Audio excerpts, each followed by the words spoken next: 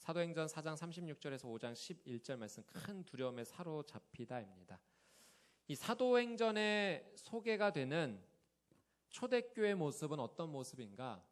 아주 성령으로 말미암아 충만한 공동체임을 우리는 성경을 통해서 확인할 수가 있습니다. 먼저 우리 사도행전 4장 32절 35절 말씀 우리 같이 한번 보면서 어떻게 성령 충만한 공동체였는지 한번 확인해 보도록 하겠습니다. 같이 한번 읽어볼게요. 시작. 믿는 사람들은 모두 한 마음 한 뜻이 됐습니다. 자기 재물을 조금이라도 자기 것이라고 주장하는 사람이 없었고 가진 것을 모두 공동으로 사용했습니다. 사도들은 큰 권능으로 주 예수의 부활에 대해 증거했고 풍성한 은혜가 그들 모두에게 임했습니다. 그들 가운데 부족한 것이 있는 사람은 전혀 없었습니다. 이따금씩 땅이나 집을 소유하고 있던 사람들이 그것을 팔아서 돈을 가져다가 사도들의 발 앞에 바쳤습니다. 그러면 누구든 필요한 사람에게 나눠 주었기 때문입니다. 아멘. 바로 이것이 사도행전에 소개가 되고 있는 이 초대교회의 성령 충만한 모습입니다. 32절 말씀 한번 보여주시겠어요? 성경의 32절에 초대교회를 이렇게 표현합니다. 믿는 사람들이 어떻게 되었다? 모두 한 마음 한 뜻이 되었다. 완전한 연합과 일치가 이 공동체 안에 일어난 겁니다. 자기 재물을 자기 거라고 주장하는 사람이 없었다라는 표현이 있는데, 이것은 어떤 재물, 이것에 대한 자기 사용권, 주장 내세우지 않은 것뿐만 아니라 공동체를 위해서 자기 자신 자체를 드러내지 않았다라는 것이죠. 나보다 공동체를 더 우선적으로 생각했다라는 것이 사도행전에 나오는 초대교회의 모습입니다. 하나님의 공동체가 완전한 일치, 연합을 이루기 위해서 나를 내세우지 않아야 합니다. 사람을 내세우지 않는다는 것. 그럼 무엇을 앞세우는가? 무엇을 내세우는가? 예수 그리스도를 내세우는 공동체가 되어야 됩니다. 사랑하는 여러분, 여러분의 개인의 삶, 여러분이 거하는 가정, 직장, 이 교회가 여러분이 드러내기 위해서 앞장서는 삶이 아니라 예수 그리스도를 먼저 앞장 세우시는 그 귀한 충만한 삶이 되시기를 주님의 이름으로 축복합니다. 34절, 35절 말씀에 보면 이런 표현이 있어요. 이따금씩 집을 팔아, 땅을 팔아 누구든 필요한 사람에게 나눠주었다. 이것이 이제 초대교회에서 행해졌던 모습, 특별한 점입니다. 초대교회 모든 성도님들이 이렇게 했다는 것이 아니라 그 공동체 안에서 어떤 분이 이따금씩 그렇게 자신의 소유를 팔아서 공동체 필요한 사람들에게 나눠주었다는 거죠. 여러분, 성경은 우리에게 교회가 자신의 재산을 팔아 교회에 가져와야 된다 그렇게 가르치지 않습니다. 만약에 자신의 재산을 팔아 교회에 가져와야 된다라는 그런 가르치는 교회가 있다면 그것은 분명 잘못된 가르침입니다. 초대교회도 전혀 성도님들에게 그것을 말하거나 강요하지 않았어요. 순전히 자발적으로 성도님들이 행했던 모습들입니다. 자신의 소유 중에 일부를 팔아서, 그래서 도움이 필요했던 또 다른 성도님들에게 그 필요를 함께 나누었던 거죠. 왜 그렇게 행했는가? 간단합니다. 누군가가 지금 굶주리고 있기 때문에 그랬던 거예요. 만약에 누군가가 병들어 있다면 치료받기 위해서 노력하는 것이 당연한 것처럼 이 초대교회에서 누군가 힘들어하고 그 부족함으로 인해서 어려워했기 때문에 그것을 도와주고자 하는 자발적인 움직임이 바로 이 사도행전의 초대교회 가운데 나타났던 모습입니다.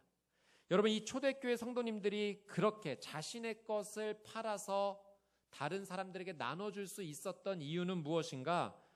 다른 건 아닙니다. 그들이 바로 은혜를 받고 있었기 때문에 그래요. 이것이 바로 성경이 가르쳐주는 구제의 아주 중요한 원리입니다.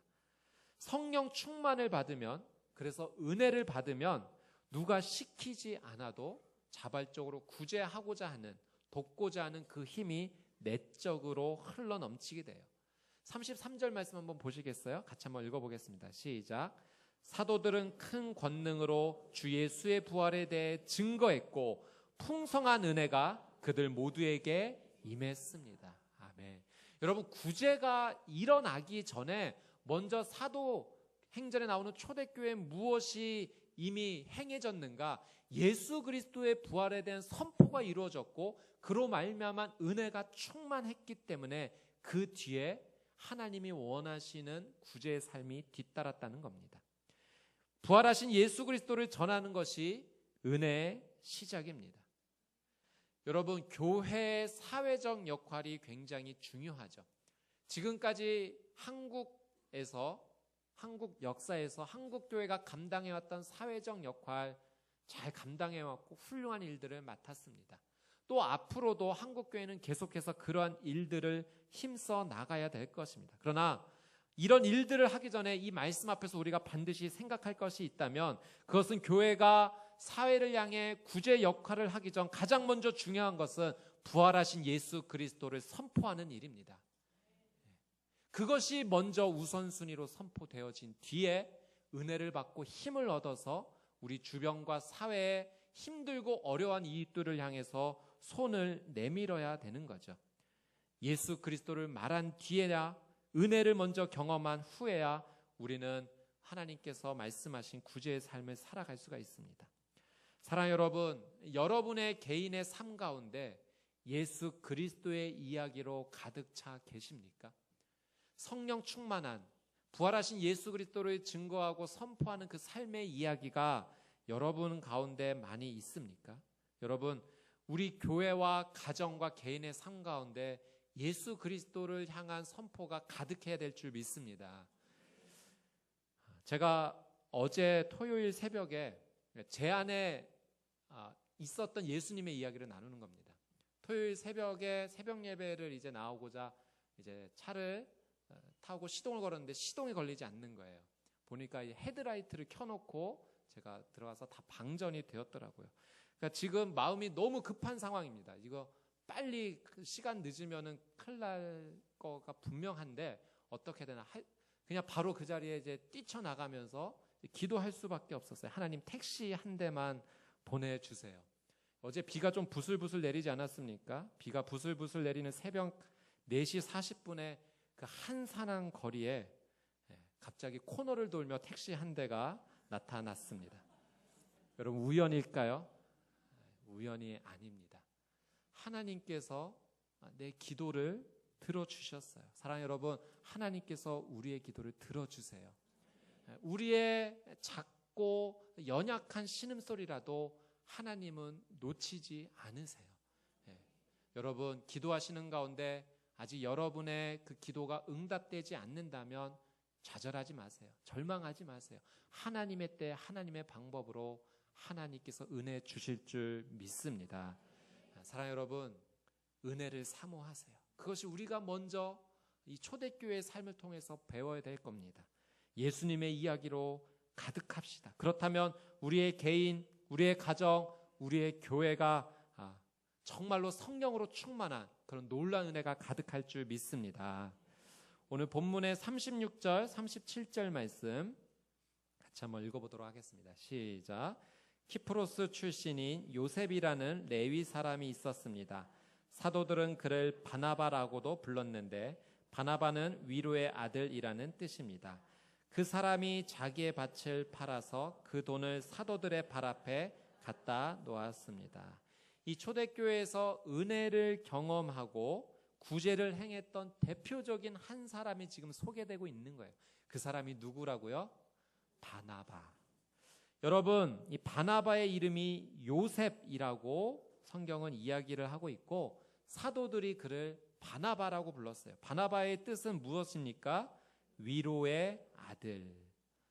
이 바나바가 자신의 가지고 있었던 밭을 팔아서 사도들에게 가져다 주었고 구제를 행한 것입니다. 바나바는 이 사도행전, 특별히 초대교회에서 간과할 수 없는 아주 중요한 인물 가운데 한 사람입니다. 바울이 사울이라고 이름을 불렸을 때 그는 유대교를 위해서 헌신했던 사람이에요. 그러나 다메섹 도상에서 예수 그리스도를 만나고 정말로 180도 회심하게 되죠. 그랬을 때 이 초대교회 공동체가 바울을 바로 받아주었나요? 그렇지 않았어요. 이 사람이 혹시 가장해서 이렇게 하는 것은 아닌가, 우리를 잡아갈 것은 아닌가, 의심의 눈초리를 보냈을 때 이 초대교회 공동체에 연결시켜 주었던 사람이 누구입니까? 바나바예요. 바나바가 자신이 보증하면서 이 사람은 정말 예수 그리스도를 믿고 회심했습니다. 소개해 주었어요. 또 이 바나바가 이방인의 교회, 안디옥 교회에 이제 파송받아서 그 교회를 섬기게 되었을 때 이 바울을 불러서 함께 동역합니다. 나와 함께 교회를 섬깁시다. 그래서 정말 그 안디옥 교회를 정말 아름답게 성장시켰죠. 그리고 또 이 안디옥 교회에서 선교사로 2명이 파송된데 그 바로 선교사가 바나바와 바울입니다. 바나바는 정말 그가 위로의 아들이라고 불렸던 것처럼 그 이름대로 화해자의 삶을 살았어요. 그는 어디서나 위로자의 인생을 살았습니다. 어떻게 보면 접착제 같은 귀한 역할을 감당했죠. 깨어진 관계와 어려움 속에서 그것을 잘 붙을 수 있도록, 이어질 수 있도록 역할을 감당했던 사람이 바로 바나바입니다. 제가 이 바나바를 묵상하면서 예전에 들었던 한 가지 이야기가 생각이 났습니다. 한 자매가 결혼을 위해서 정말 간절하게 하나님 앞에 기도하고 있었던 가운데 성경을 읽다가 이 바나바라는 인물에 대해서 굉장히 큰 감동이 되어서, 하나님, 저에게 이 바나바와 같은 형제 만날 수 있는 은혜 주십시오 하고 한참이나 기도를 했다고 합니다. 그렇게 성품이 온유하고 성실한 형제를 만나는 것이 기도 제목이었는데, 하루는 그 큐티 모임을 하는 가운데 한 형제가 이렇게 참여하게 되었어요. 왠지 그 형제에게 자꾸 눈길이 많이 갔다고 합니다. 그래서 기도로 속으로, 하나님, 혹시 저 형제입니까? 그렇다면 제게 사인을 좀 주십시오. 그래서 그렇게 하나님께 기도하는 가운데 그 형제가 자기를 소개하는 가운데 자기 영어 이름이 있다고 하면서 그 영어 이름이 요셉이라고 한 겁니다. 바나바의 이름이 뭐였다고요? 요셉. 예. 하나님 사인 주신 거예요. 예. 그런데도 이 자매가 더 확실한, 하나님, 그래도 한 번 더 하나님 사인을 주십시오 라고 기도했을 때 그날 큐티 모임 간식으로 바나나가 나왔다고 해요. 그래서 하나님 사인으로 받아들이겠습니다 하고 잘 교제해서 결혼했다는 이야기를 제가 들었는데요. 이 이야기는 그냥 저희가 가볍게 지나가고 다시 말씀 가운데 들어가도록 하겠습니다. 여러분, 우리의 삶 가운데 바나바 같은 사람이 정말 필요합니다. 우리의 가정과 직장과 교회에서 사람과 사람을 이어줄 수 있는 그런 다리와 같은 역할을 할 수 있는 사람, 어떤 충격이 있었을 때 그 충격을 잘 받아줄 수 있는 쿠션 같은 사람, 성품이 온유하고 이해심이 많으며 성실한 사람, 바로 그 바나바 같은 사람이 바로 여러분이 되시기를 주님의 이름으로 축복합니다. 그래서 여러분이 거하는 가정의 삶과 직장과 교회 안에서 늘 하나님으로 말미암아 성령 충만해서 사람과 사람 사이를 이어주고 함께 하나님 앞에 나갈 수 있는 그런 놀라운 역할을 우리가 감당할 수 있다면 그것이 놀라운 우리의 삶 가운데 축복이 될 줄 믿습니다. 바나바는 자기의 밭을 팔아서 교회 공동체를 위해 이렇게 구제하였을 때, 여러분 한번 생각해 보세요. 아마 그 초대교회 가운데 정말 안 그래도 성품이나 여러 가지 사역면에서 칭찬받고 있었던 사람인데, 더군다나 이런 헌신을 통해 살게 헌신했다면 그 칭찬이 자자하지 않았겠습니까? 이제 그런 상황 가운데 이 바나바와 조금 특별히 대조되는 다른 사람의 이야기가 성경은 시작이 됩니다. 5장 1절, 2절 말씀이에요. 같이 한번 읽어보겠습니다. 시작. 아나니아라는 사람은 그의 아내 삽비라와 함께 재산을 팔았습니다. 그는 그 돈의 일부를 떼어 자기 것으로 숨겨두고는 나머지를 사도들의 발 앞에 가져와 바쳤습니다. 그의 아내도 이 사실을 다 알고 있었습니다. 사도행전 5장 1절에 이제 4장까지는 초대교회의 그런 은혜가 풍성한 모습, 또 바나바로 대표되는 자기의 것을 팔아 공동체에 구제를 행했던 모습이 소개되면서 바로 5장으로 넘어가면서 아나니아와 삽비라가 재산을 팔았다는 이야기가 시작이 됩니다.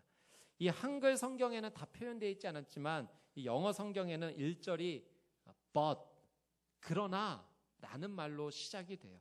그렇게 4장에서 은혜 충만하고 함께 내 것을 내 것이라 주장하지 않았고 그렇게 정말 성령 충만한 공동체 가운데 그러나 라고 5장이 시작된다는 거예요.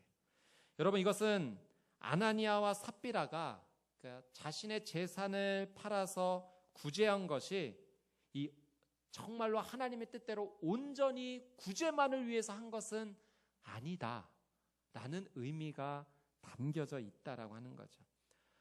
아마도 이 바나바가 행했던 구제를 보면서 또 그가 받았던 칭찬과 인정을 보면서 그 안에 아나니아와 삽비라 가운데 시기와 질투심이 일어났던 것은 아닌가 암시하는 것입니다. 그렇게 보는 이유는 결국은 그가 성경에서 하나님께 드리기로 했던 것의 일부를 감추고자 하는 그 속임의 행위를 한 것을 보며 우리는 알게 됩니다. 성경이 이 아나니아와 삽비라의 이야기를 초대교회 이야기 가운데 숨기지 않고 드러내는 것은 아주 중요한 의미가 있다라고 생각합니다. 아나니아 삽비라 이야기는 그렇게 행복한 이야기는 아니지 않습니까? 만약 이 성경을 하나님께서 주도한 것이 아니라 어떤 사람이 의도적으로 편집한 것이라면 초대교회 이야기에서 아나니아 삽비라 사건은 빼버렸을 거예요. 그러나 왜냐하면 이 사건이 초대교회를 영광스럽게 하는 이야기는 아니니까요. 그러나 하나님께서는 아나니아와 삽비라 이야기를 통해서 우리에게 주시고자 하는 그 교훈이 있습니다. 메시지가 있어요. 그것이 무엇이냐면 하나님께 헌금을 하기로 하고 중간에 그 계획을 바꾸면 저주받을 것이다 라는 메시지가 아닙니다. 하나님께서는 그것을 말씀하시고자 이 이야기를 한 것이 아니라 베드로의 이야기를 통해서도 확인할 수 있지만 자기 재산을 팔아서 재산의 일부를 팔아서 교회에 헌금하는 것, 그건 초대교회가 그렇게 해야 된다 성경적으로 가르친 내용이 절대 아니에요. 자발적인 헌신이었는데 3절 4절에 베드로가 이렇게 이야기합니다. 한번 같이 3절 4절을 먼저 한번 보도록 하겠습니다. 시작. 그러자 베드로가 말했습니다. 아나니아야, 어떻게 내가 사탄에게 마음을 빼앗겨 성령을 속이고 땅값으로 받은 돈의 일부를 내 것으로 몰래 숨겨 놓았느냐? 그 땅은 팔기 전에도 내 소유였고 또 팔고 난 뒤에도 내 마음대로 처분할 수 있지 않았느냐? 그런데 왜 이런 일을 마음에 품었느냐? 너는 사람을 속인 것이 아니라 하나님을 속인 것이다. 여러분, 만약에 아나니아가 제 재산에 이거를 팔아서 헌금하겠습니다라고 이야기를 하고 팔았는데 약속한 대로 그걸 다 헌금하는 것이 만약 아까웠다면, 그래서 100이라는 것을 약속했지만 50만 하고 싶었다면 저 50만 하겠습니다라고 솔직히 말했다면 여러분 아무 문제 없는 일입니다. 아나니아의 잘못이 무엇인가? 그가 사람을 속이려고 했던 것뿐만 아니라 하나님도 속이려고 했다는 것이 오늘 성경이 말씀하고자 하는 겁니다. 베드로는 아나니아가 하나님을 속인 것이다 라고 분명히 이야기를 하죠. 어떻게 생각해 보면 아나니아와 삽비라의 사건에 대한 심판이 조금 지나친 것은 아닌가라는 생각이 들기도 합니다. 어쨌든 그렇게 자신의 재산을 팔아서, 물론 중간에 조금 옳지 않은 행동을 했지만 그래도 헌금하려 했고 구제하려고 했던 것인데 이것이 그렇게 죽음으로 끝날 만한 일인가? 그냥 잘 타이르고 권면하고 훈계해서 다시 가르치면 되지 않았을까라는 생각을 해보게 됩니다. 물론 여러분 그럴 수도 있었을 것입니다. 그러나 우리가 분명히 놓치지 말아야 될 것, 이 사건을 통해서 하나님께서 주시고 하는 메시지 우리는 분명히 기억해야 됩니다. 아나니아와 삽비라의 사건은 단순한 실수가 아니었다는 거예요. 그것은 사탄에게 마음을 빼앗겨서 성령을 속이고자 했던 행동입니다. 여러분, 성경은 전체적으로 거짓이라는 죄에 대해서 우리에게 분명히 경계해야 된다라고 가르치고 있습니다. 그래서 예수님께서 요한복음 8장 44절에 이런 말씀을 하셨어요. 같이 한번 읽어보도록 하겠습니다. 요한복음 8장 44절 시작.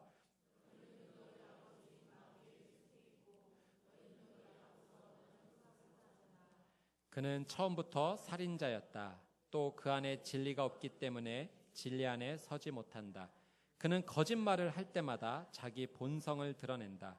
이는 그가 거짓말쟁이이며 거짓의 아버지이기 때문이다. 이 사단의 본성, 사단의 정체, 예수님은 그가 거짓의 아비다라고 분명히 말씀하시죠. 여러분, 거짓말은 사탄의 행위입니다. 사탄의 전략이 무엇이냐면 거룩하고 성결한 교회 공동체에 거짓말을 심는 거예요. 그것이 사탄의 전략입니다. 사단이 아담과 하와를 처음으로 속였을 때도 그는 거짓말로 속였어요. 사단은 처음부터 끝까지가 거짓입니다. 그것이 그의 전략이에요. 초대교회는 성령 공동체로 시작한 교회입니다. 그 안에 예수 그리스도의 부활을 증거하며 그로 말미암은 은혜가 그 공동체 안에 차고 흘러넘쳤습니다. 사탄은 이 교회를 무너뜨리기 위해서 아나니아와 삽비라를 속여 그들로 하여금 거짓의 행동을 하게 한 것입니다. 만약 아나니아의 삽비라의 이 거짓 행동이 그대로 용인되고 넘어가게 된다면 그것은 단순히 한 사람의 실수였다가 아니라 그 교회 전체가 무너지는 시작이 되었다는 거죠. 여러분, 우리가 분명히 말씀을 통해 알고 깨달아야 될 것, 하나님께서는 거짓말을 용납하지 않으신다는 거죠. 여러분, 구약의 사건 가운데 출애굽한 이스라엘 백성들이 이제 드디어 가나안 땅에 들어가게 되었을 때 하나님께서 이스라엘 백성들에게 준비하라고 말씀하신 것이 있어요. 여러분, 이제 전쟁을 앞둔 때 아닙니까? 하나님께서 전쟁 준비를 하라고 말씀하지 않으셨어요. 군사 훈련하라고 하지 않으셨어요. 무기 준비하라고 하지 않으셨어요. 하나님은 이스라엘 백성들에게 정결을 준비하라고 말씀하셨습니다. 여호수아 3장 5절 말씀인데요. 같이 한번 읽어보도록 하겠습니다. 여호수아 3장 5절 시작. 여호수아가 백성들에게 말했습니다.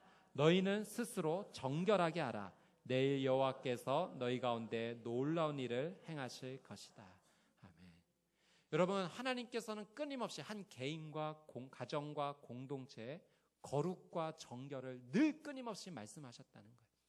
여호수아가 하나님을 만나게 되었을 때 하나님께서 내가 선 땅은 거룩한 땅이니 내 발에서 신발을 벗어라 라고도 말씀하셨어요. 여러분, 이 또한 하나님께서 여호수아에게 거룩과 정결을 요청하신 겁니다. 또 여러분, 첫 번째 여리고성 전투에서 정말 상상할 수도 없는 놀라운 방법으로 그 성을 하루에 한 바퀴, 마지막 날 7바퀴 돌려서 함성으로 무너졌을 때 하나님께서 그 여리고성 전투에서 하나님 진멸할 물건에 손대지 말라라고 분명히 말씀하셨어요. 그런데 누가 탐욕과 욕심을 부려서 하나님 말씀하신 물건에 손을 대었을까요? 아간이라고 하는 사람입니다. 여호수아 7장 1절 말씀인데요. 같이 한번 읽어볼게요. 시작. 그러나 이스라엘 백성이 진멸시켜야 할 물건에 손을 댔습니다. 유다 지파 세라의 증손이며 삽디의 손자이며 갈미의 아들인 아간이 진멸시켜야 할 물건의 일부를 취했습니다. 그러자 여호와의 분노가 이스라엘에 불같이 일어났습니다. 여러분, 아간이라는 단 한 사람입니다. 그 수많은 이스라엘 백성 중에 단 한 사람이에요. 어떻게 보면 실수라고 볼 수도 있어요. 그런데 이 아간의 죄 때문에 이스라엘 백성의 다음 아이성 전투에서 정말 여리고성 전투와는 비교도 안 될 쉬운 전투였어요. 그냥 몇천 명만 보내면 끝날 전투였는데 여기서 대패하고 맙니다. 여러분, 전쟁의 승리가 사람의 노력에 있지 아니하고 하나님께 있음을 보여주는 사건이에요. 하나님께서는 우리에게 정결과 거룩을 요청하신다라고 하는 사실이죠. 결국 아간은 그 아골 골짜기에서 돌에 맞아 죽었고 그 모든 탐욕의 물건들이 불에 태워졌습니다. 여러분, 구약의 아간의 사건이나 신약의 아나니아 삽비라의 사건이 다른 사건이 아니에요. 동일한 사건입니다. 하나님께서 아간을 심판하신 것과 아나니아와 삽비라를 심판하신 것은 그만큼 하나님의 교회와 공동체의 거룩과 정결과 순결함이 얼마나 가치 있고 중요한지를 우리에게 가르쳐 주시는 거죠. 여러분, 우리가 이 거짓이라고 하는 죄에 얼마나 영적으로 깨어 있습니까? 우리는 첫 번째, 사소한 거짓말이라도 하지 말아야 될 것입니다. 아무리 작은 거짓말이지만 사단은 그 작은 거짓말을 통해서 우리를 큰 죄로 빠지게 만든다는 거죠. 예전에 제가 학창 시절에 그 친구 집에 놀러 가면 늘 부모님이 물어보시는 것들 있잖아요. 밥 먹었니? 그러면 그냥 예, 먹었습니다 하고 넘어갔는데 어느 날부턴가 제가 그게 걸리는 거예요. 안 먹었는데 먹었다고 말한다는 것이. 그래서 다음부터 그렇게 얘기했어요. 예, 안 먹었습니다. 그런데 배는 고프지 않습니다. 괜찮습니다. 또는 예, 안 먹었는데 좀 밥 좀 주십시오. 솔직하게 말하기도 하고. 여러분, 물론 뭐 그냥 저희가 관용어구로 이렇게 쉽게 인사하는 정도로 넘어갈 수 있는 거지만 정말 이 사소한 말 한마디 한마디라도 정말 나는 이 거짓 가운데 나가지 않기 위해서 정말 몸부림치고 있는가. 여러분, 그것이 오늘 우리의 삶 가운데 주시는 하나님의 음성이고 메시지입니다. 두 번째로, 농담 속이라도 거짓말이 자리 잡게 해서는 안 됩니다. 거짓말이 유머나 농담에 의해 포장되면 아무리 상대방을 웃길 수 있어도 여러분, 만약 거짓말이 포함된 것은 죄라는 거죠. 결국 유머로 포장된 거짓말은 상대방을 비꼬거나 비판하는 말이 되기 쉬운 경향이 있습니다. 또 세 번째로, 여러분, 선의의 말이라 할지라도, 선의의 거짓말이라도 할지라도 하지 말아야 될 겁니다. 누군가를 돕기 위해 선의로 거짓말할 때가 있습니다. 참 그러니까 어려운 상황이죠. 하얀 거짓말이라고도 표현이 되기도 하는데, 우리는 때로는 누군가를 위로하거나 두려움에 빠지지 않기 위해서 의도치 않게 진실이 아닌 다른 거짓을 말할 때가 있습니다. 여러분, 정말로 힘들고 어려운 상황이지만 그럼에도 이 부분 가운데 우리는 기도하고 정말 진리로 깨어있기 위해서 우리는 하나님 앞에 나가야 됩니다. 아무리 좋은 동기라 할지라도 여러분, 거짓은 거짓인 거죠. 이 문제 해결을 어떻게 풀어야 될 것인가, 그 시작 자체가 우리는 진실과 진리에서 출발하는 연습을 늘 해야 될 것입니다. 비록 진실과 진리를 처음에 이야기하는 것이 관계가 힘들어지고 어려워질 수 있지만, 그러나 이것이 정말 상대방을 힘들게 하려고 어렵게 하려는 것이 아니라 돕고자 하는 마음, 또 진리에 함께 서고자 하는 것이 이제 이해가 된다면 여러분, 힘들지라도 그것이 진짜 문제 해결이 될 수가 있어요. 의도치 않게 나중에 가서 정말 당신을 위해서 그런 말을 했어요 라고 하는 것이 언젠가는 돌이킬 수 없는 작은 거짓말, 선의의 거짓말이 될 수도 있다라고 하는 사실이죠. 사랑하는 여러분, 정말 다시 한번 이 말씀 앞에 우리의 삶을 돌아보면서 아무리 작은 죄라 할지라도, 거짓이라 할지라도 하나님 앞에 그 길을 선택하는 것이 아니라 진리 되신 예수 그리스도가 우리의 삶 가운데 임재하시는 것처럼 늘 진리 가운데 살아가는 저와 여러분의 삶이 되시기를 주님의 이름으로 축복합니다. 이 시대 가운데 교회가 지켜야 될 것이 있다면 거룩과 진리일 것입니다. 교회가 거짓말의 불감증에 걸리면 결국 길과 진리와 생명 되신 예수 그리스도를 잃어버리게 될 것입니다. 교회가 거룩을 지키기 위해 필요한 것, 여러분, 그것은 다른 것 아닙니다. 나부터, 나 한 사람으로부터 죄로부터 돌이키는 거죠. 다른 사람의 죄를 돌아보는 것이 아니라 바로 나의 삶, 나의 죄를 돌아봐야 됩니다. 여러분, 어떻게 보면 내 죄를 발견하는 것보다 다른 사람의 죄를 발견하는 것이 더 쉬워요. 때로 그래서 간혹 우리가 예배 가운데 어떤 설교를 들을 때 이런 생각 들을 때 있어요. 저도 그래요. 이거 이 사람이 들었어야 되는데, 우리 아내가 들었어야 되는데, 우리 남편이 들었어야 되는데, 우리 자녀가 들었어야 되는데, 저 성도님이 들었어야 되는데. 여러분, 나를 돌아보기보다는 다른 사람을 돌아보는 것이 어쩌면 우리는 더 쉽습니다. 그러나 성경 우리에게 말씀하세요. 그것은 내가 들어야 할 하나님의 메시지라고 하나님은 우리에게 말씀하십니다. 아나니아와 삽비라에게 기회가 있었어요. 회개할 기회 있었습니다. 이것이 정말 그러한가라는 질문이 있었을 때 그 자리가 바로 기회였던 것입니다. 그러나 끝까지 돌이키지 않았기에 결국 죽음을 피하지 못했습니다. 오늘 1부 때 이재용 목사님께서도 이 말씀을 하셨지만, 그래서 아나니아와 삽비라가 지옥에 갔느냐? 그것은 대답할 수 없어요. 어쩌면 아나니아와 삽비라가 죽음을 맞이한 것이 어떻게 보면 하나님의 축복일 수도 있는 것이다라고 말씀하셨어요. 왜냐하면 더 이상 거짓의 삶 가운데 머물지 않고 거기서 멈춰지고 하나님께 부름을 받은 것이 더 은혜일 수도 있다는 거죠. 지옥에 갔는지 천국에 갔는지 그것은 하나님의 주권입니다. 우리가 감히 판단할 수 없는 영역이에요. 어쨌든 아나니아와 삽비라의 사건으로 이 교회 공동체가 무엇을 경험하게 됐냐면, 교회 공동체가 큰 두려움에 사로잡히게 되었다라고 성경은 기록합니다. 여러분, 이 큰 두려움은요, 하나님에 대한 공포 아닙니다. 그것은 죄라는 것이 얼마나 무섭고 끔찍한 것인지를 깨닫게 된 것이었어요. 영적으로 이제 어떻게 민감해져야 될지 깨닫게 된 그런 사건입니다. 여러분, 죄를 고백하는 것이 축복의 시작입니다.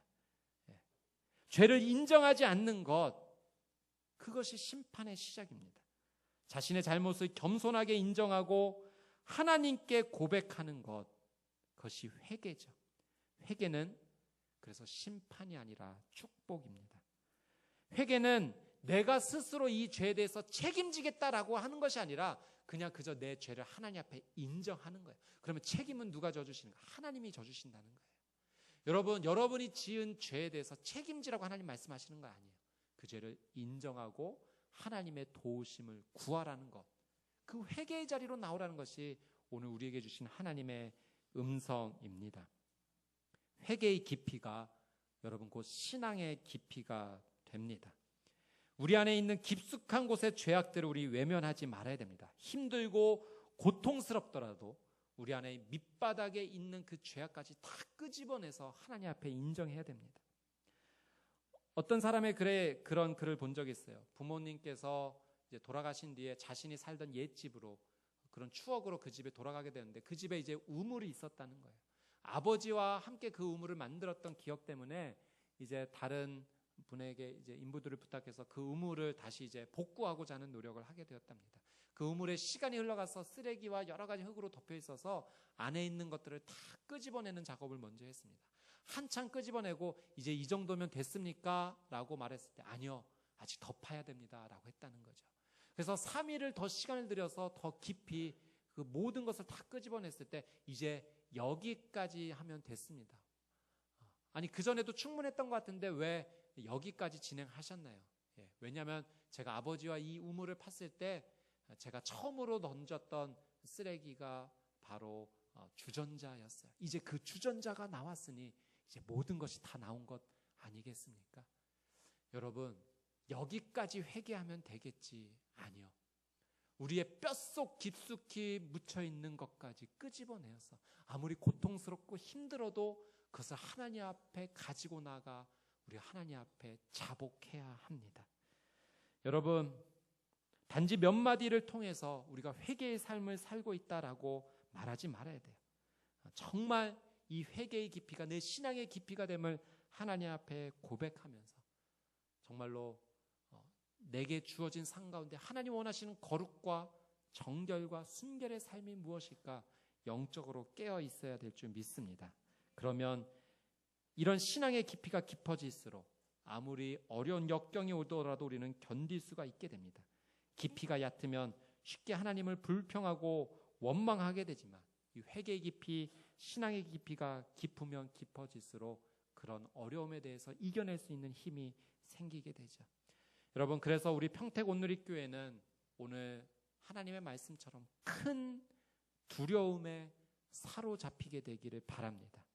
죄에 대한 경각심에서 오는 그런 두려움, 영적으로 민감하게 깨어있고자 우리를 도와주는 그 두려움이 우리 공동체 안에 차고 흘러넘칠 때 우리는 부활하신 예수 그리스도를 주목할 것이고 그 은혜 앞에 반응하는 귀한 삶을 살게 될 줄 믿습니다. 성령님 앞에 가슴을 치고 흔들며 통회와 자복하는 저와 여러분의 삶이 되시기를 주님의 이름으로 축복합니다. 주신 말씀 붙잡고